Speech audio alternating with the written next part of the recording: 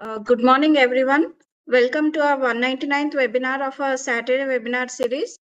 I am Ushasri, working as manager at Manage CIA. Manage CIA stands for Center for Innovation and Agripreneurship.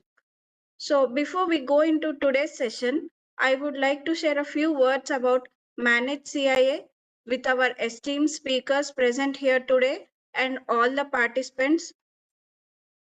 Manage CIA is a center of excellence in agribusiness incubation hosted at National Institute of Agriculture Extension Management, Manage Hyderabad. Manage CIA has mentored over more than 847 agripreneurs and nurtured over more than 425 startups across diverse agricultural sectors. As a prominent agribusiness incubator in India, our center has trained startups in crucial areas of agriculture and allied sectors, assisting agripreneurs in refining their concepts and expanding their ventures. The inspiration behind our Open to All webinar series was to extend our support and services to the broader audience of agri entrepreneurs throughout India. Every Saturday, we come together to explore a wide range of topics presented by distinguished speakers from various fields. Today, it is our 199th webinar on diversification strategies for agri-startups, expanding product lines and markets. To introduce the first speaker, I now welcome Ms. Pragya Mishra. Handing over to you. Thank you. Yes, ma'am. Thank you so much. I am Pragya Mishra, working as business executive at Manage CIA, and I welcome our first speaker today, Ms. Sana Sheikh. She is an agribusiness strategist expert and currently working as assistant manager at Deloitte. Ms. Sana Sheikh brings an expertise in commercial due diligence, strategy, and business plan and growth development across industries. She specializes in creating impactful solutions to drive growth and facilitate achieving business growth goals for the clients. She has 3 years of experience as consultant for life science sector, particularly in agribusiness, food, and nutrition, leveraging analytical skills and market research expertise.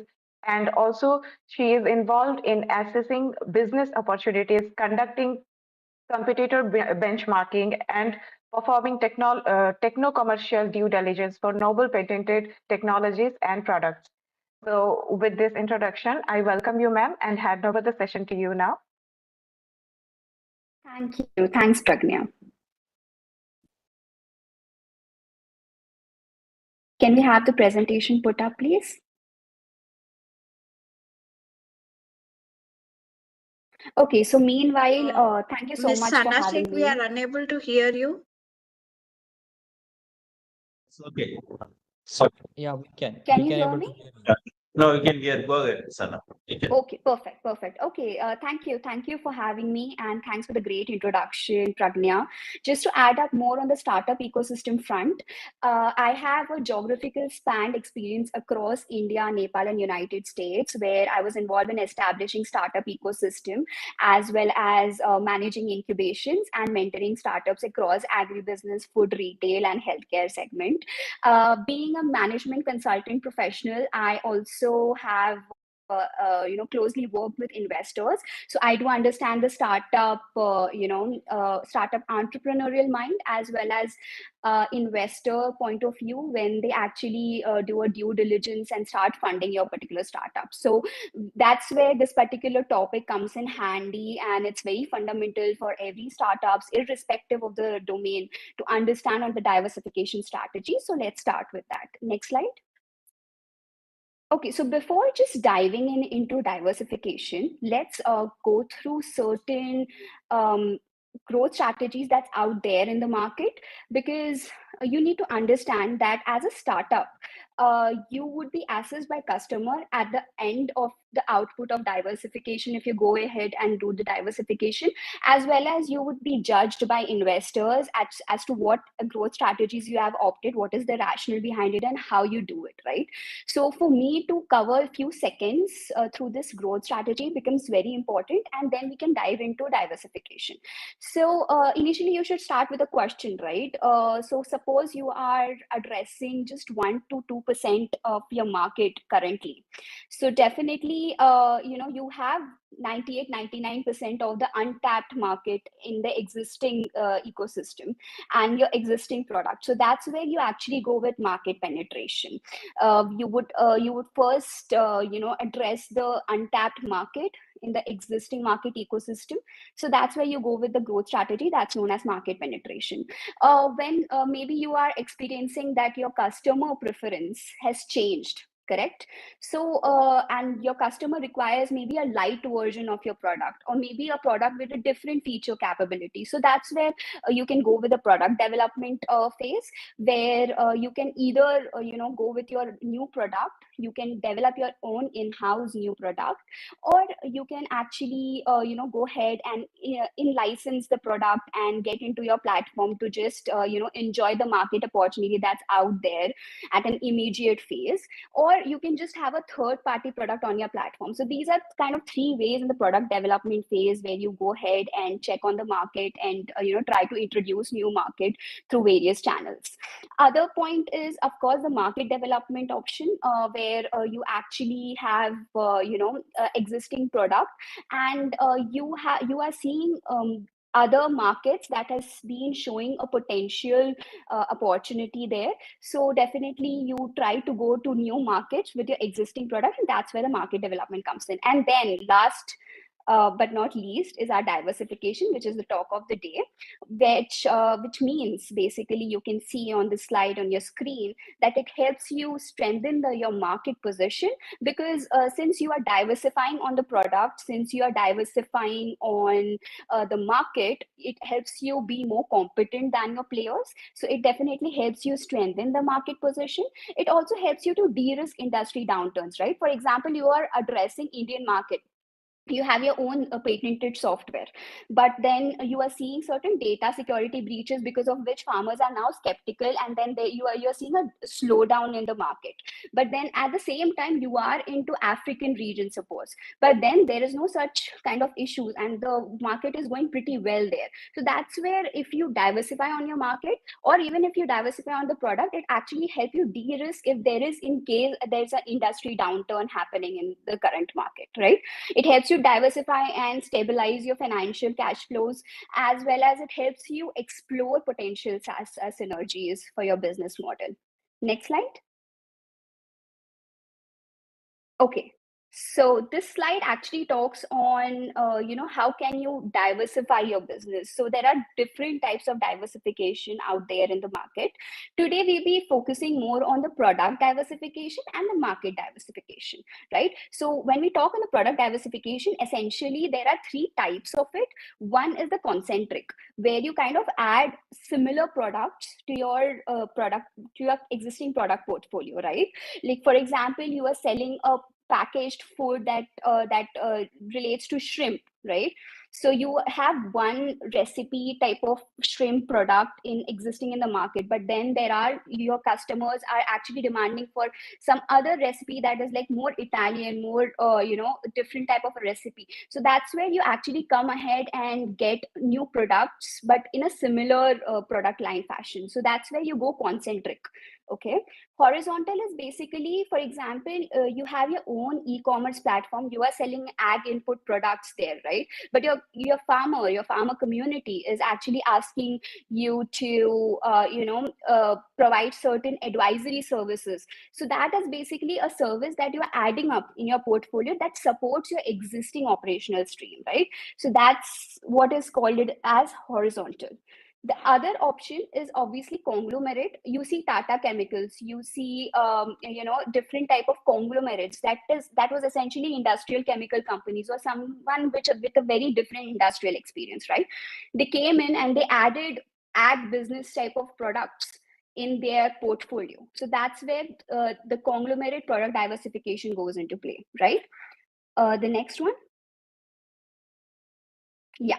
So this is all about market diversification. So essentially there are two types of market diversification. One is obviously you expand into new markets, you span across geography, right? And the other way is you are actually, addressing different customer segments. Like for example, you have a hydroponic based product. Of course, you are seeing a great demand and you have started with a tier 1 customer segment, right? But then now you are actually seeing certain demand that has been picked up in tier 2 and the upper tier 3 segment as well. Suppose it's a hypothetical example.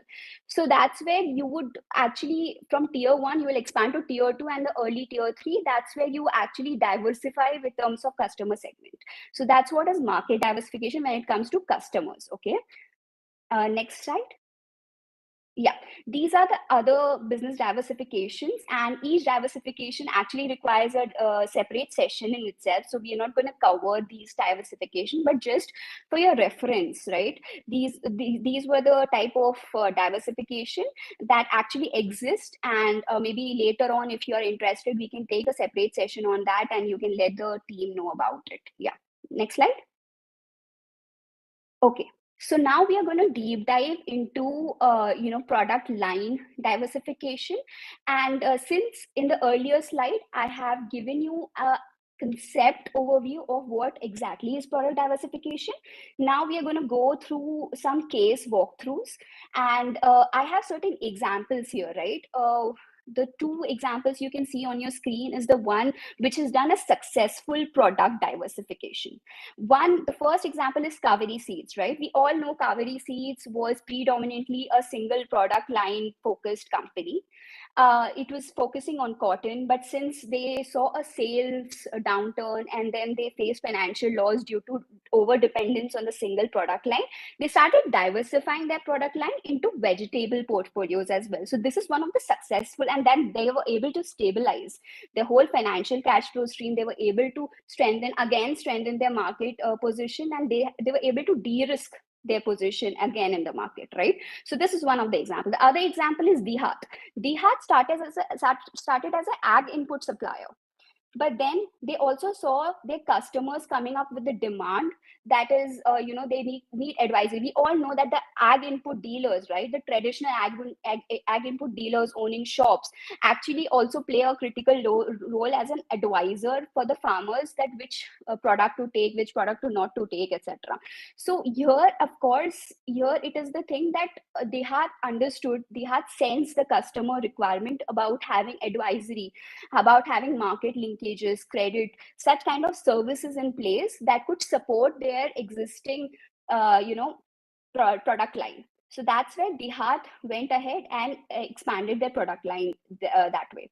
So these two examples, if you see, Kaveri Seed is an example where they actually expanded into similar products, right? It's a similar product line portfolio that they have expanded into. They went from cotton to vegetable seeds, even to field seeds as well. So that's where it's an example of a diversification that went into similar product line. Dihat is an example which is a horizontal type of example, where basically they had the existing portfolio, but they added more services into their portfolio to support their existing market, right? So that's where it's a horizontal type of product diversification. Now you see on the right side, these are the two examples that went wrong in the market, right? The product diversification strategy went wrong. We all know Bayer Monsanto popular acquisition, right? Till date, it is one of the most debatable topic, right?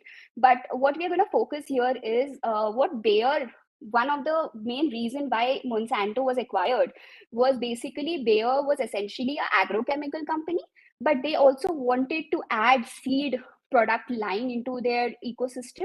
So that's where they wanted Monsanto's acquisition. But post acquisition, since they didn't do proper due diligence, they faced a lot of backlashes into the regulatory framework. They had a lot of lawsuits with respect to roundups, etc. So that's where, though they acquired a product line, they acquired the entire enterprise and tried to add a product line in itself.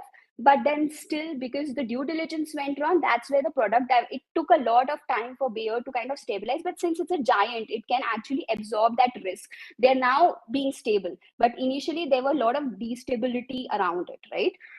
The other example is Coke. So in 1990s, what happened is Coca-Cola came up with this product that's New Coke. Now in the market, what they said is this particular New Coke product is a new version or a tweaked version of the classic Coke. That's where they faced a backlash with the customer. The customer wanted their original formula. They had a proper, preference towards classic formula. So customer had backlash. So Coca-Cola had to take back this particular product from the market and bring back the classic Coke. So that's where Coca-Cola, such giant companies like Coca-Cola, went wrong in misinterpreting the customer preferences. Okay, so this is a great example here. Okay, so can we have the other content? Yeah. So what we have learned so far in this case walkthrough is, of course, you should be able to sense the market, right? You need to properly study the landscape, study the market landscape, study your consumer preferences. You should understand how you're going to position this particular product. If you ever get the product into the market, how you're going to position it. And synergy is basically how you align your existing company's position, your existing product position with this new aimed product line diversification, right? So synergy is very important. And the approach to do it is obviously there is a way that you can get a new product into place. There's a way you can actually acquire a product line. So UPL, right? So UPL has gone inorganic left and right. They have acquired so many enterprises. They have tried to add so many product lines through acquisition. So product line acquisition is something that the company can go ahead with, or hosting a third party product. So if you don't want to wait years and years, and you just want to taste the market and enjoy the current opportunity in the market at an immediate phase level, right? So you would definitely host third party products in your platform and go ahead with that. Okay, next slide. Okay, thanks. So this is the slide which actually talks about market level diversification. So the two examples that you see on the screen is basically Tata Chemicals and UPL example. So these are one of the successful market entries of all time we see in the market, right? So Tata Chemicals, like I mentioned earlier, it was an industrial chemical company, right? And they diversified into the ag market. And then they went into Allied, right? Tata Chemicals have Tata Rallis into place. They have Tata Kisan Sanchar as well. So retail comes into place there. So they diversified entirely into a different market segment, right? So this is one of the very good example where a conglomerate, right, like Tata Chemicals actually went ahead and diversified into a different market and started addressing the customers, the different customer segment altogether. Now, UPL, if you see, through their biosolutions, through their crop protection, through their seed business, they actually expanded to 140 plus countries. And again, I would like to emphasize UPL has an inorganic growth model, right? Through acquisition, they were also able to grasp the market presence of those target companies. So they were able to expand to 140 plus countries in an instant. So that's where UPL is a good example here. The next content, please. Okay, so when it comes to failure market entry examples, right? These are the two giants. You can see Cargill and Colgate. Cargill, what happened with Cargill was when it came to India in early 1990s, that's the time they actually entered into the seed business market. And that's the time when there was certain backlashes when it came to, the BT seeds. There were backlashes from the farmer community when it came to corporate exploitations. So that was the time in the Indian market. That's the time when Cargill came. They were not able to acquire good share in the market. They were not able to perform nicely because the environment of the market didn't help them to stabilize their seed business. That's where they exited the market, right? So they failed to understand the existing market landscape, and that's where the market entry went wrong. They had to exit from the market and had a big loss due to it, right? But they were able to absorb since it was a big company. Colgate, do you know Colgate actually came with a beef lasagna product? They actually tried to enter into the frozen food market. But since there was a brand perception, so we all know that the brand perception of Colgate is a toothpaste, right? It's a dental hygiene product type of a company. But when dental hygiene type of a brand perception company comes into frozen food market, obviously there will be a customer backlash. So they didn't understand the customer perception about their brand, and that's where they went wrong with that, and they had to take out that, and they didn't enter after that. So that's where that was an unsuccessful example of it. Next content. Okay, so what we learned so far here is we need to sense the need, obviously, of the market, just like product diversification. We also have to understand the brand market fit.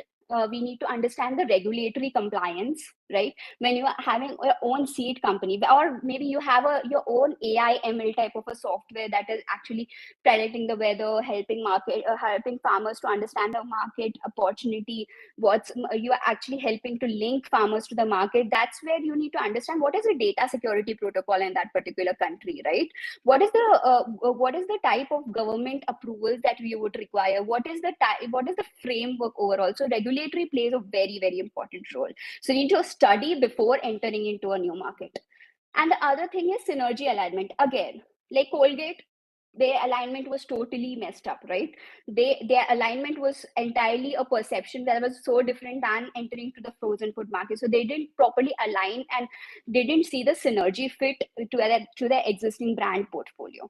And the approach for this is, obviously, there are different ways, right? Organic and inorganic channels. So organic channels is where you basically have different ways, like stated in the screen. And organic basically takes its own sweet time for you to kind of enter in the market and stay for a long term, etc., right? So you can either go with export, you can go with contract manufacturing, you can go with licensing. But when it comes to inorganic channel, it is where the company, you're a startup, is trying to be very aggressive towards entering into the market. So you go to the market, you try to find strategic alliances, you do mergers or acquisitions, just like UPL, you do certain joint ventures, you do certain greenfield investment. If at all you have so much of budget to go ahead, you are so confident that this market would actually work out well for you. So that's where the inorganic channel. So in a nutshell, your product diversification approach or your market diversification approach depends on what budget you have, what is your aim towards diversifying, right? And how do you want to diversify? Do you want to go aggressive? Do you want to go a gradual entry into the market or into the product line? What exactly it is? It all depends on that, right? Next slide.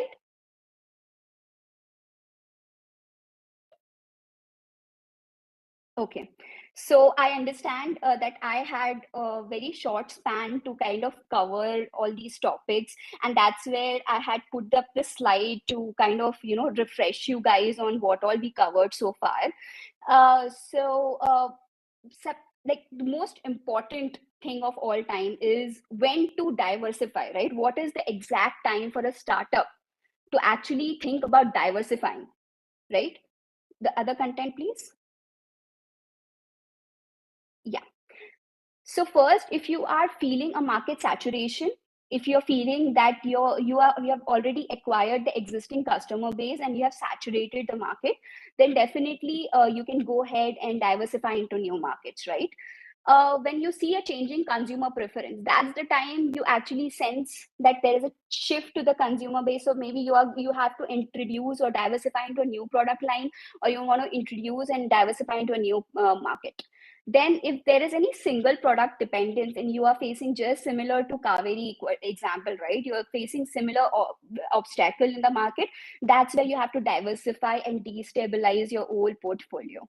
You are facing a lot of competition in the market, and that's where you are thinking that maybe different product line would actually help you get into a different customer altogether, and that would help you to balance your whole portfolio. That would help you out, and of course it would improvise your cash flow stream, it would improvise your financial stability, since you would be diversified. So even if one market or one product line doesn't work for you, the others would definitely work. So it would actually help you nullify the effect of an industry downturn in a particular product line or in a particular market.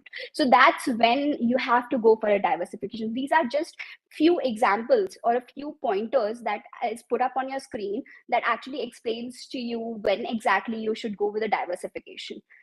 Next content. Yeah. So how actually you approach to a diversification, right? So one is, obviously, you have to assess the entire market consumer landscape. You need to understand the particular customer segment there. You need to understand what kind of a market is there, what is the competition there, is there any strategic partnership that is ever possible there. Instead of just investing a complete green field in that product, whether it's possible for you to go and do a JV with some company and assess the market and maybe later on invest completely. So that's how you can de-risk the entire diversification problem, right? If you're ever facing that, you actually have to understand the regulatory compliance of that particular market, or if you're entering into a different product line altogether, then it will have their own approval and the commercialization protocol and the regulation in place. So you need to understand that as well before entering into a diversification strategy. The other thing, the most important I could say for diversification is synergy alignment, right? We saw in Colgate example, right? We saw in Cargill's example. So in these examples, we have seen that because the companies were not able to understand their synergy, the existing company's position, right? The existing brand position, they were not able to align their synergy with their diversification strategy. So that's where you need to conduct risk assessment. You need to do proper core and competency and a strategy fit assessment. And that's where all of these studies and all of these assessments would help you take a decision of which type of diversification you should go for, whether product line diversification, whether market diversification, what is your proper business model nature, with which one you should go, how much risk you can take, how much is your appetite financially, what is your existing resource, right? Is the existing resource capable enough, or you want to expand on your current resource and then you want to go for the strategy. There are ample amount of parameters that has to come into place to kind of understand which diversification for go for. So there are so many questions that you need to ask before even entering into diversification strategies. So that's all from my end. And I understand that there's a lot of knowledge that I just bumped up into, and it was just a 20 minutes. I kind of stretched. I'm sorry for 5 minutes more, but I hope this session was useful, and I'm happy to take any questions you would have, and happy to connect later on as well. Thank you so much. Yeah, I must say, Sana, thank you for the very informative and insightful session. And a very short time, you tried to cover a lot of things about the diversification. You mainly talked about the different, mainly focusing on the product diversification with a very good examples who actually, get success also with the help of different types of diversification, and who were failed with the case study. It's really easy to understand that how, in a way, the different corporates taken the initiatives to diversify their marketing strategies. And the very last important slide, I must say that you talked about the when and how, because this is really important in a practical way to startups should understand what they should do and when to do, because the right time they should prefer the right strategies. So this is what we learned from your session. Definitely there will be a lot of questions also there in the minds of attendees or the participants who are there. So I would request everybody to put your questions in the chat box, or you may click on the icon of the raise your hand, so that you can directly ask questions to the speaker. So that we will take up after the another speaker. So I request my colleague to introduce our second speaker. Mamli is there. Yeah. Thank you, Mr. Amit, and welcome, Ms. Mamali. Welcome to our 199th webinar session. To introduce Mamali, she is a result-driven management consultant with more than 3 years of experience in successfully delivering large-scale projects in agro and e-commerce industries. She has a proven track record of driving cross-functional collaborations and among diverse multicultural teams, especially in the field of agriculture.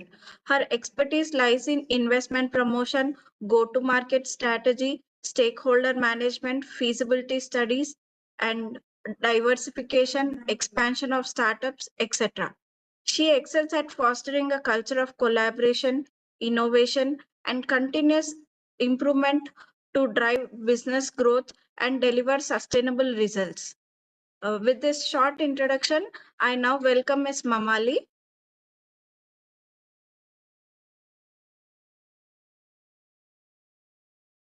Ms. Mamali, kindly unmute yourself. I think she unmute, but we can't hear her. Mamali, can you hear me? Yes, you are audible now. Yeah. We can hear you. Okay. Thank you so much. Thank you. Good morning, everyone. And I'm really sorry. I'm just currently operating from a very remote location for a very short-term project, so unable to connect over video. And thank you, Usha, for the lovely words. And yeah, I think if you can go ahead the PPT.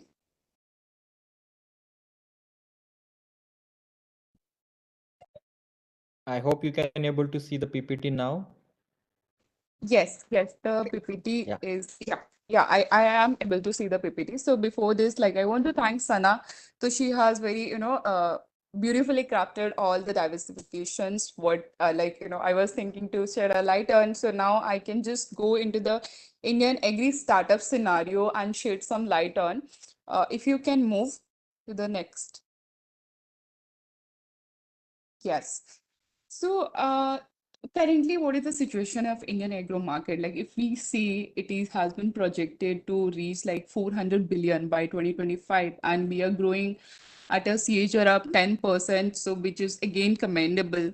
But the market is driven by like a lot of factors, like increasing demand for food, then changing consumer preferences, government initiative to boost all the agro productions. However, like the market is still highly competitive. Like I think in India, we do have 1,000 plus agri startup operating in different practices.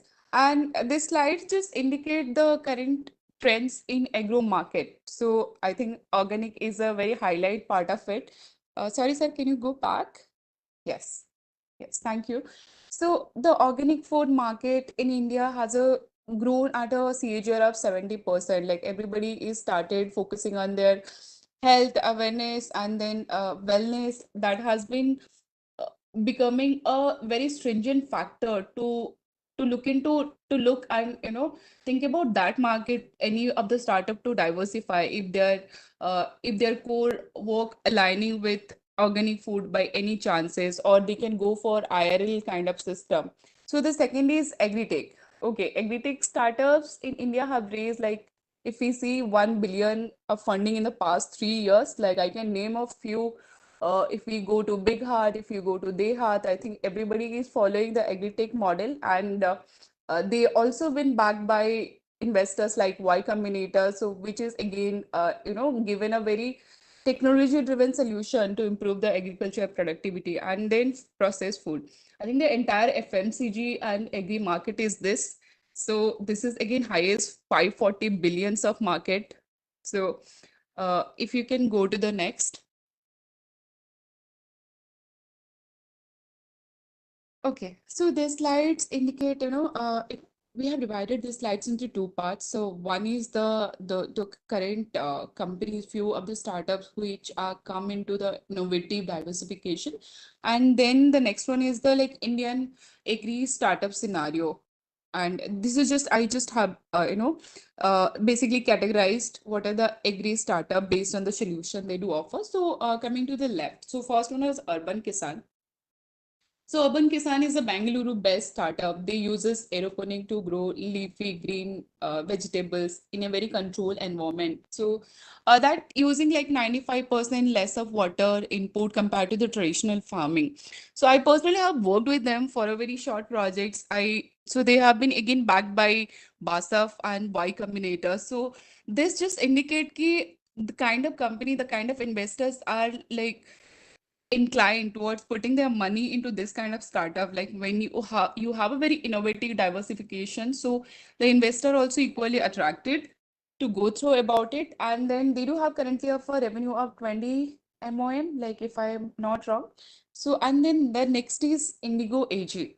So that's again a US based startup. What they do, they uses microbial tech to enhance the crop resilience and productivity. So they are present over like 10 plus country, and they have like a funding of 1.2 billion. So this again indicate कि previously the market was like very like saturated among the chemical input, and microbial tech is still a very new thing in the agri segment. And then the third one is Stellup. So Stellup is again our homegrown brand. It's a Mumbai-based dairy tech startup. They provide solution across the dairy supply chain, like with a consumer base of 10,000 plus farmers. And they have a, again 30% year-on-year revenue growth. So that also indicate ki that is also something ki we can explore going ahead. And the last one is Farmizen. Again, Farmizen is a Bangalore-based startup. They connects urban consumer with organic farms. So that will allow somebody, that will allow me sitting in currently in Dehradun to like, do a farming in Bangalore, some rural part of Karnataka. I will be having a small plot and then I'll grow my own like organic produces. So that's again, they do also do have a like, 50% year on year revenue. So which is again very innovative diversification they have done. Can you go to the next slide? Yes. I think Sana has already shared a lot of lights on ki what are the like a few cases where we have successfully diversification into a very new market. I will again shed some light on the startup context. So Clover Venture, this is again our homegrown Mumbai-based startup. They have expanded from domestic organic produce to export market. They are currently exporting in Europe and Middle East with again a revenue of 50% year on year. And then I think Agritech Solution, that's again a Delhi-based startup, if I'm not wrong, and they do the end-to-end supply chains. FarmPage, again, it's a D2C model brand. They range like healthy, ready-to-eat snacks and to the urban consumers with the revenue growth of 20% MoA. And then Greenleaf. Greenleaf is again a Chennai-based startup. They have done the diversification from cultivating exotic greens to doing the manufacturing plant-based meat alternative, which is again a very new thing in the market. They are doing something plant-based meat. So we have had tofu, we have had our soybeans, but they have gone into a very different level and they're now producing plant-based meat alternatives, which is like really amazing for me as a vegetarian to acknowledge, and the market is again huge. So my key takeaway, if I say like in terms of going into this market, so firstly you identify like high growth segment. What are the segment that has been having a very CAGR, good CAGR, like you can go into. And then I think Sana also mentioned ki the part of the nitty-gritties, like before we enter, we do a lot of market research. Like we identify what are the high growth segment, how we are aligning, like whether my production part of it or my marketing part of it can be aligning to the same business. Just like Maggie doing producing noodles and Maggie producing ketchup under the same brand name. So which is like a very concentrated diversification they have done. So at least both of the products should be aligning to each other until unless we are not the Reliance or ITC of the world, and do need to explore the new market, like expand beyond the domestic market. So if we see, like in my recent consulting experience, I have had a chance to work with few of the Middle Eastern firms, and they have collaborated with few of the Punjab-based food processing industry. Like these are startups again. They have did a joint collaboration where actually they can come together, formed a COE kind of method where they do the technology transfer, they do the trade affairs, so that help them to like save a lot of money and then expand to different markets, into different pockets. Again, that is something we can look into. Then foster innovations, again embracing new technology, like Stellap has come into the place. Urban Kishan is doing something on vertical farming. Again, like new tech will also attract a lot of good investor like Y Combinator or BASF of the world. So I will conclude like the Indian agro markets that offers like a vast opportunity basically for growth and diversification, given the changing consumer preference and government initiative. What agri startup, we can unlock a lot of opportunity by identifying high growth segment, by exploring new markets, and by doing by fostering the innovations. I think by adopting these strategies, agri startup can achieve a lot of revenue growth and expand their consumer base.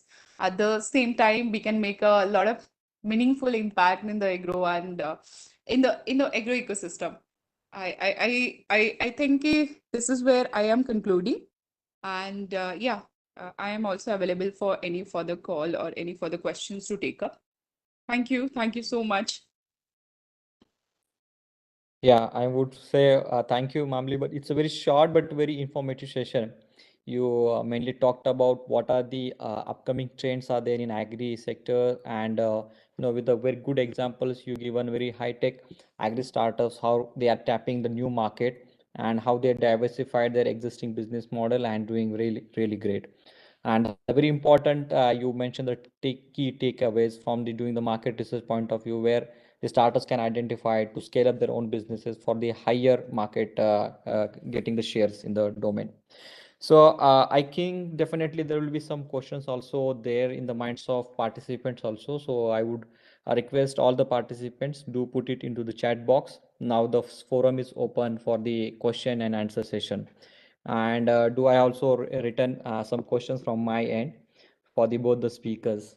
So I'll be go with first my question, then I will take up other questions from the participants. So Sana, very important point you mentioned in your session, that before to go for the diversification, maybe any a startup, whether it's in early stage or they're already into the market, then they should do the market survey. They should identify their brand market fit, and also the regular compliance, since also they need to take care.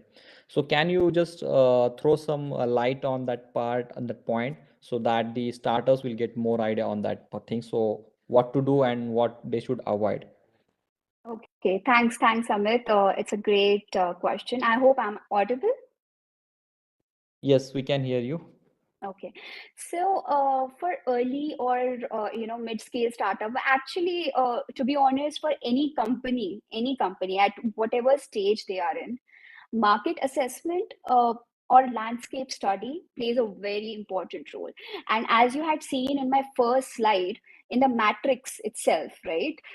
You had seen the diversification. The block of diversification was coming at a level where the risk is pretty much high.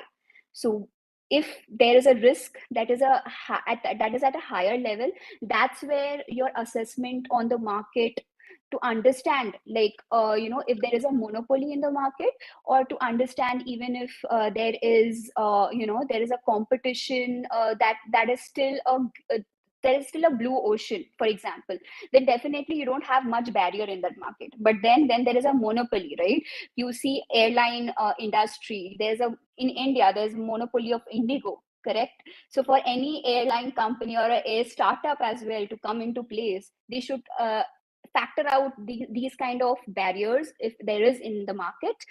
When it comes to customer assessment, right, you need to understand that if you are actually diversifying, suppose a product line, then what is the customer preference, what exactly the customer requires. You need to sense that particular consumer, because customer is god, we all know that, right? So you need to understand the preference very nicely, you need to understand the market very nicely. And like Amit, like you mentioned on the synergy part, right, the fit part, which is very important. We saw examples in case of Colgate as well, right?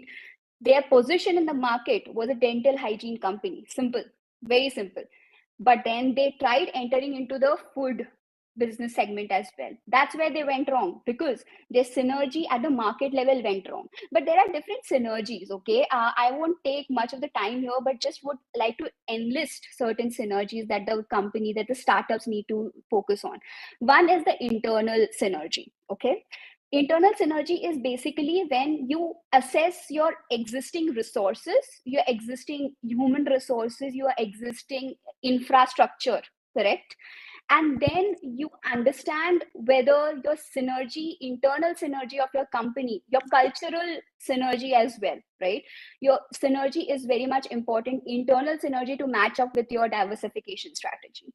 Second, the market synergy, like the case of Colgate. So these are the two main synergies that you need to focus on when you actually go with the synergy alignment. So these are certain parameters that just have enlisted to understand, these are the studies that should take place before even entering to the diversification strategies. Thanks. Yeah, very true, and a very important point, I must say, Sana, that everybody has to first focus the market demand and the what exactly market is looking for as a need, before you are maybe jumping for the new product or before you're joining for the looking for the diversification. So I'll just go to the one of the question is coming from the participant side that how they can do the market research, maybe that to agri startups, and what are the key components they should be considered while they are conducting this market research or while they want to plan for the market diversification. Okay, Maybe so when, yeah, yeah, Sana, you go ahead. Yeah, and okay. Mamli can add her So insights. Yeah. sure, sure. So I'll just take it short. So like I mentioned earlier as well in the earlier question, that the market assessment plays a very important role. So components, for example, obviously the market, the supplier for that particular market, right? For example, you are actually trying to establish your food business in say African market. So you need to understand the supplier ecosystem. You need to understand obviously the competition, like I mentioned earlier. You need to understand the regulation, very important regulation. So you're getting into a new market, so you need to understand the regulation part of it. You need to understand the ease of business as well. So in African, certain African countries, certain Middle East countries, right, there are certain political instability that would kind of hamper indirectly your actual market entry. So you need to also understand, like case of Kargil, right, we had a lot of issues with related to the business environment itself. So all of these certain parameters is something that the startup should look into when they come and plan for a market diversification. Mamli, you can take ahead and provide your insight on that. Okay, okay. Yeah, Asana, absolutely right. I think adding to your point, like when we specify ki we go to do a market research for for any kind of diversification, usually what we do in a consulting, we started from the very scratch. Like we identify the new opportunities. Like in that, we do follow like, the basic two step. One is like analyze the market trends, the consumer behavior, the competitor activity, what they're doing, then put them in any of the form, like whether that is a SWOT analysis or prototypes or market segmentations, that gives you a very clear information about the new opportunity. Then you assess the market demand. Either you estimate the demand for the new product or services, or you evaluate the competitions and the potential market shares, what are the other competitors they're having.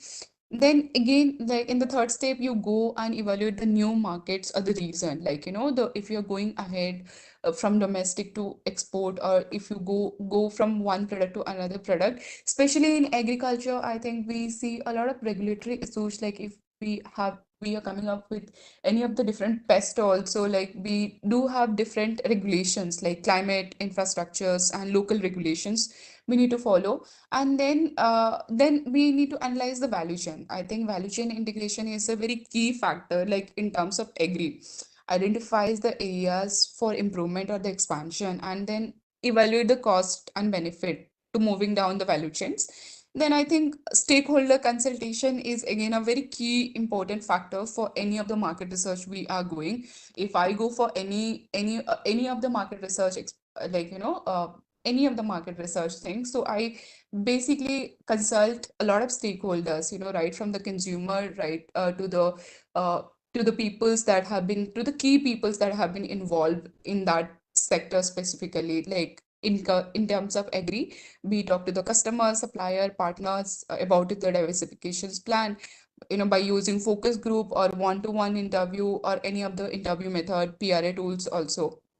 Then conducting a competitor analysis, again very important. In case that is a blue ocean, okay, we can step back and we can don't look into the competitor analysis. But given the scenario, the organic market is very red ocean strategy. So in case we are going to a new market, we also need to assess the competitors, like through the market reason. We need to get to know their SWOT, their strategies, and then create a market entry strategy. Like you define your USP and then take the competitive advantages. I think that is the market research, basically what we do back in consulting. Yeah. Yeah, very insightful thought, I can say. That the what are the stakeholders are there. Of course, there are external factors or the microeconomical factors are there for the any kind of business that also we have to make the checks. So that's what I can say from the both the speakers' conclusion. So I'm just going to the next question, which is coming from the Sandesh, and he's looking some solution for the software applications. As you can see, Sana and Mamli, that many startups are coming into the technology space, that too in application mobile based. So regarding that, he wants to know that how the one should start it off, like he should go with any prior market research, or he should demonstrate in a pilot basis. So what will be your suggestions? Like you both are working in this consultant businesses firms only. So how the big startups are taking the steps, and considering a very small startups, what should be he do? Do you have any checks for that? That will be really help to other participants as well. Maybe Mamli or Sana, you can take up this question. Anyone? Yeah, sure. Mamli, you can go ahead. Okay, sure. I think I want to break down it, I want to break down and understand the question once again. So, the person is asking they wanted to go for a SaaS, right? So they do have a software and they do want to entry to a new market, right? If like, uh, can you Very just true. please tell me, is it the questions? Yes, yes. So Sandesh is basically looking for the software-based application. So he just want to know that how he can start. And maybe you are working with a very good big corporate companies like Deloitte and the KPMGs, how there is approach also. So that will really help in both the ways. The startups are already into the market, and somebody at very at early stage. So what will be the the phases or the process they can adopt? Okay, I think this questions like the answers I'll be going in a very surface level, like what basically because I we were not aware about the kind of services like he is going to provide to the customer. So like I will tell you about two of the product I have worked. These are again like insurance-based product, but again backed by a app. Okay. So in my first company, in during my tenure at Samanati, I was working with a product known as Kisan Credit Card, and we wanted to launch in pan India. But before that, how we started, like definitely you need to have a like your market research done. We to have a broad view about what is the product you are offering. Before that, like you need to like do a clear pictures of what is the problem statement, what the problem statement you are solving, right? And the second is the market research. During the market research, you will be getting to know, okay, what are the CAG are involved, what are the competitors that are existing. And third, like when you are developing your product, you need to have a like different kind of team, right? From your product to right from your team, which will be like directly aligning with the consumer. I will just shed a light on the like how we go for a go-to-market strategy for any of the product. So for particularly that product, since that was an insurance product, that was a financial product, it has a nitty-gritties from RBI, which the product should be very aligned, or else like we can't go to the market. And we've been targeting about like to reaching 5 lakh consumer at a first go. So what we have divided, like that was specifically a agri product. So we have divided few pockets. We have divided few pockets in South India, in especially in Karnataka, and few part of North India, and then East India, so and West India. So in that point, like we have pocketed it into different region, and even though different region, we have again taken different kind of farmers, like large scale farmers, medium scale farmers, and then small scale farmers. Even like that was the second category. After that second category, what we have done, we have like created a lot of FPO groups, farm producers organization group. We have taken them into consideration and did our like first market hit through them. So that was not that was actually an intent of reaching just entering to the market and to get to know doing the A and B testing directly with the farmers. I think that is the approach, since we are not aware about the product and what kind of services he is going to offer. I True. think this is a very surface level thing I would suggest. Oh, very right. Very true, Mamli. Sana, you want to add something? Yeah, sure, Mamli. Thank you for your great insight. Just to add up a few points here. So, when it comes to software, when it comes to any digital related platform or a software you actually try to get into a market or you introduce a new product in the market, you need to first, really, really take care on the regulatory aspect. I am focusing that because, now even India right now, they are being very scrutinized on based on the data security perspective. So you need to be very cautious on that perspective as well. So if you're entering to any target market, you need to understand the regulatory first. Secondly, see, if a software based startup, I'll just talk in relation to a startup that has a budget limitation, that has a resource limitation. I'm not going to talk like with respect to the company like Microsoft's and Google's of the world, right? So I would talk only on the startup point of view. So when you actually want to diversify on the market aspect, you want to enter into a market, right?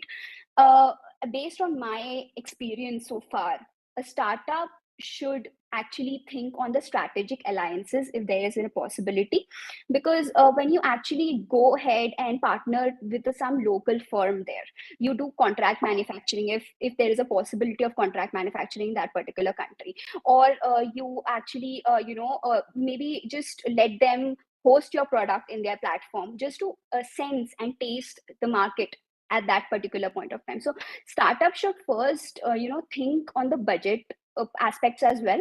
And if you want to go into the market entry, go ahead if you think that there's an opportunity, but initially do a piloting. Like Amit mentioned, piloting is very important. And for piloting, you don't have to go completely into a greenfield investment.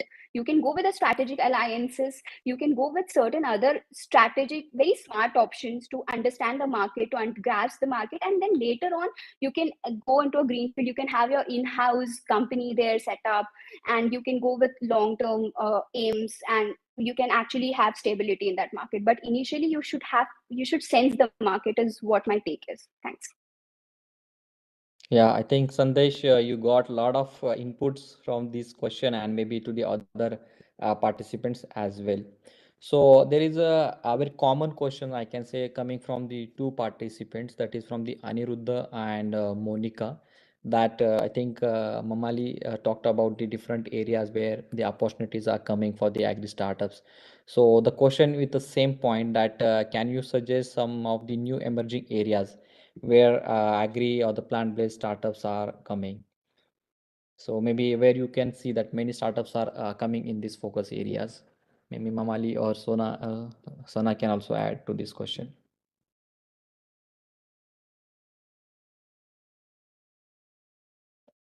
Hello. Yeah. Yes, yes. Uh, Definitely. So I will start with the entire value chain. I think if we start with the value chain, the first things comes input. So in terms of the input segment, we can see a lot of microbial input based companies that are coming into the pictures, right from Bioprime to the company I was mentioning, and then like they try to improve the soil health, plant health, and crop yields basically. And so as we are in a verge of, trying to do residue-free farming, like everybody is suddenly so concerned about their health and the chemicals that has been kept, that has been going to their stomach inside the food. So microbial-based input is again like that has a very high CAGR growth in terms of Indian market concept, and that is a very emerging sector. Second will be vertical farming. Again, the growing demand for the kind of exotic foods, like right from dragon to avocados, or writing from the lettuce and the kales of the worlds, like the Western food had, tried to come into the Indian market right now, and that has been requiring vertical farming is actually involved a lot of growing these kind of crops in very stacked layers in indoor environment, and that is something again a very highlight topic wherever we go. We talk about these things by uses of hydroponics, aeroponics, and soil-less cultivation, that the crop are they take lesser of input. At the same time, they actually their output, like coming to the cost analysis, they are a very high value product. So that is one thing we can. And then third is AI powered farming. I think we have during my tenure at Samanati, I have encountered with minimum 50 plus firms which are into AI farming. Either they are doing into something under the artificial intelligence or machine learning. They are using different forms of data, including weather, soil sensors, and drones. So that is third thing. And fourth, I will say sustainable packaging. I think a lot of firms now are coming with different kind of, to prepare a biodegradable and compostable material that can reduce a lot of waste.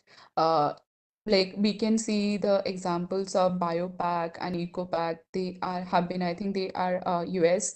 Biopack is an India-based firm. They are currently into sustainable packaging, reducing the Yeah. vessels for the food vessels. And I think the last I will go for precision farming, like in involvement of drone, satellite imaging, and IoTs.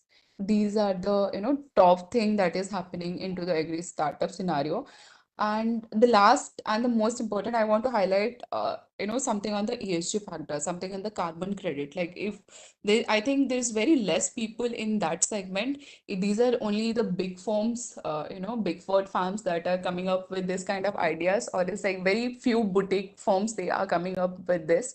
But yeah, carbon credit is again a new highlight, new buzz that is happening in the agri startup era. Yeah, I would like to take over this.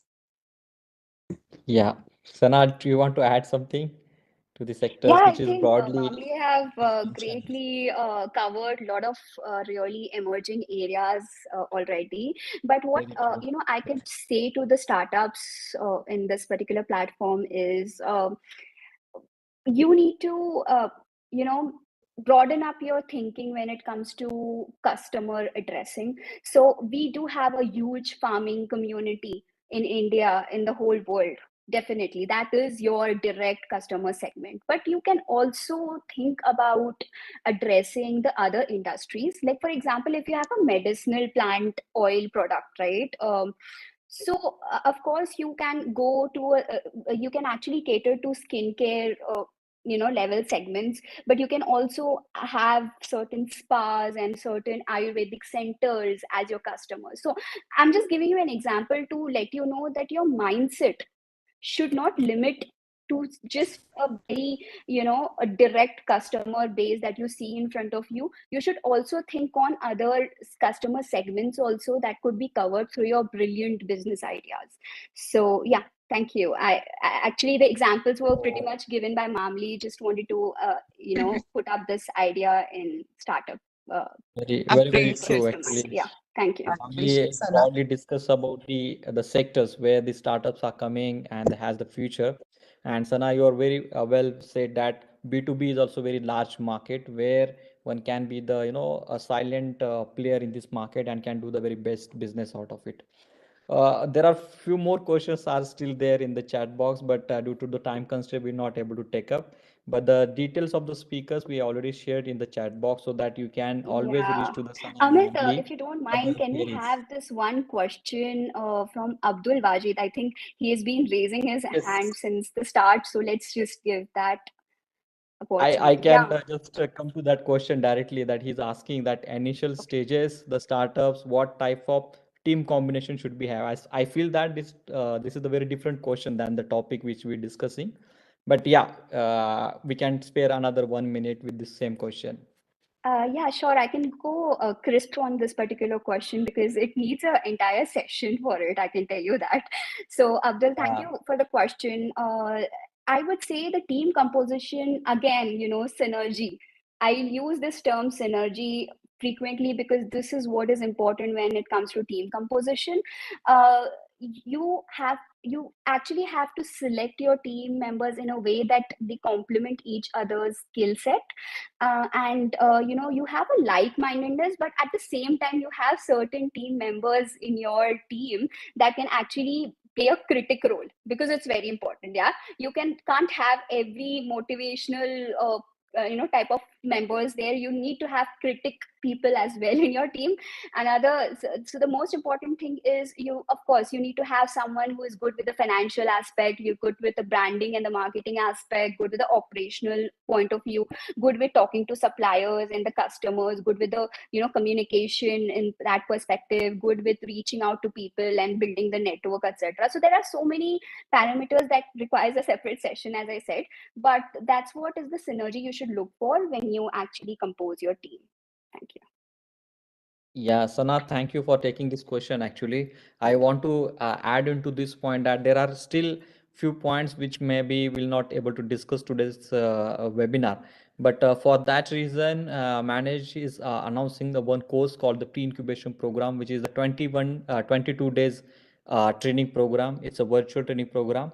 And like today's topic, we discuss about the different diversifying marketing strategies. In that training program, we will talk about still from the beginning, like it's an basics of the entrepreneurship, from where you can start your business, how you can do the registration of the companies, as Sana mentioned, how you can do the effective branding, marketing, packaging, what kind of combination should have in a team.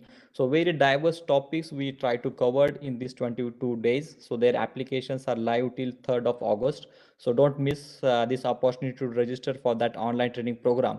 And the good part of the training program, that like you can able to interact personally with the mentor. So one-on-one sessions also will be planned based on your own requirement for this training sessions. So this was a very short announcement from the managed side, but I would request everybody kindly give us the feedback of the today's webinar. Do not forget to follow our social media pages, where you can get the updates about our upcoming training programs, events, and the startup ecosystem updates. So with this announcement, I would say thank you, Sana and Mamli, for a very great session, and all the entire team of Manage for hosting this today's webinar. Thanks once again all. Hope to see you in the next week for the same Saturday webinar series. Thank you. Thank you, everyone. Thank you to the team for having you. us on this platform, as well as to the participants for bearing our session. I hope this was insightful. And if you have any question, you can reach out to us. I think the team has already provided our email IDs to you, and hope to interact soon again. Thank you. Yeah. Yes, Sana, it was it's nice really to hear you both of you. Thank you very much. thank you everyone. It was a great sessions, and I must say Manus has done like really good job, like bringing all these participants and the mentors in a positions to express and share. I think for me it was a deliver and grow kind of session. I personally have learned a lot, and again, like our details have been mentioned, and we'll more than happy to take any of the call. I will say again, like it was my mentoring session, I would like say. And yeah, I look forward to interacting with everyone in the near future. Thank you. Thank you, Dr. Raj sir. Thank you for the platform. Thanks.